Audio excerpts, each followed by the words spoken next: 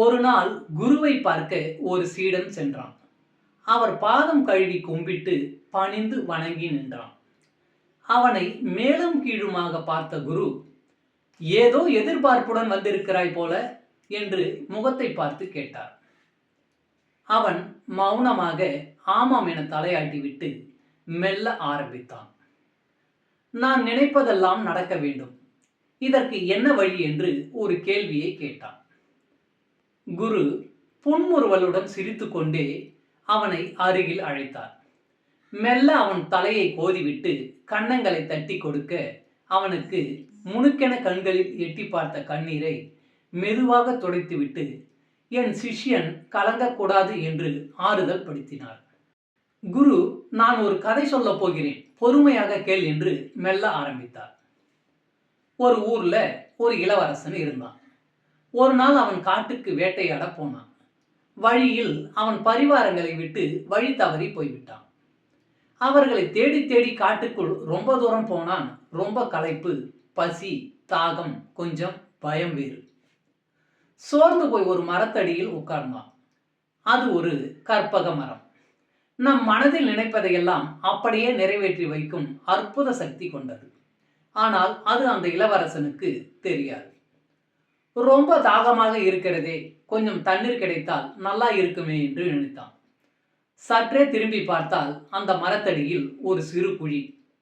அதில் குழியிட்டு நல்ல தண்ணீர் பொங்கி வந்தது. தாகம் தீர குடித்தான். சற்று நேரத்தில் பசி வந்தது. ஏதாவது சாப்பிட கிடைத்தால் நல்லா இருக்கும் என்று நினைத்தான். அந்த மரத்தில் இருந்து சுவையான சில பழங்கள் விழுந்தன. அவனுக்கு இருந்த பசியிலும் களைப்பிலும் என்ன ஏதென்று நினைக்க நேரமில்லை. அந்த பழங்களை உண்டு பசியாறினான். பிரயாண களைப்பு, உண்ட மயக்கம், தூக்கம் கண்ணை சொக்க வைத்தது. அடடா, இப்ப பஞ்சு மெத்தையோடு ஒரு கட்டில் இருந்தால் எப்படி இருக்கும் என்று நினைத்தான். உடனே அது கிடைத்தது. ஏறி படுத்தான். காலெல்லாம் வலிக்கிறது. பிடித்துவிட ஒரு அழகான இளம்பெண் இருந்தால் எப்படி இருக்கும் என்று நினைத்தான். டங்கென்று ஒரு பெண் தோன்றி அவன் கால்களை மெல்ல வருடிவிட்டாள். அசந்து தூங்கினான். திடீர் என்று முழிப்பு வந்து விழித்து கொண்டான்.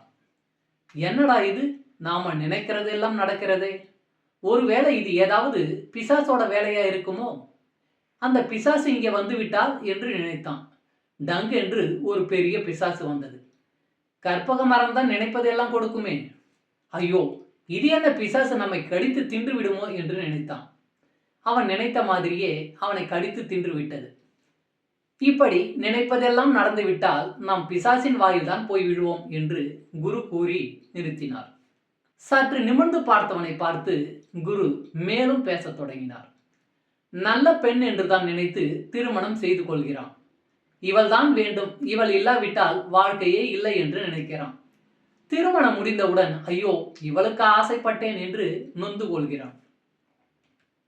ஆசை ஆசையாக வீடு வாங்குபவன் அக்கம் பக்கம் தொல்லை கொடுத்தால் ஏண்டா இங்க வந்தோம் என்று சிந்திக்கிறான்.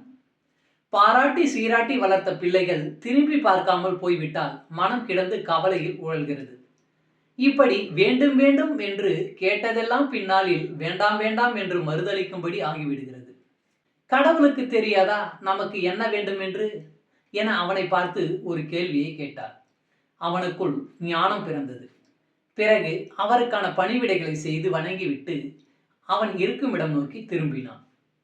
இதைத்தான் மாணிக்க வாசகர் அவன் பார்த்து செய்யட்டும் என்று எல்லாவற்றையும் அவனிடமே விட்டுவிடு என்கிறார். வேண்டத்தக்கது அறிவோய் நீ, வேண்ட முழுதும் தருவோய் நீ, வேண்டும் அயன்மார் கரியோய் நீ, வேண்டி என்னை பணி கொண்டாய், வேண்டி நீயா தருள் செய்தாய், யானும் அதுவே வேண்டின் அல்லால், வேண்டும் பரிசு ஒன்று உண்டெனில் அதுவும் உன் தன் விருப்பன்றே. நன்றி. வாழ்க வளமுடன்.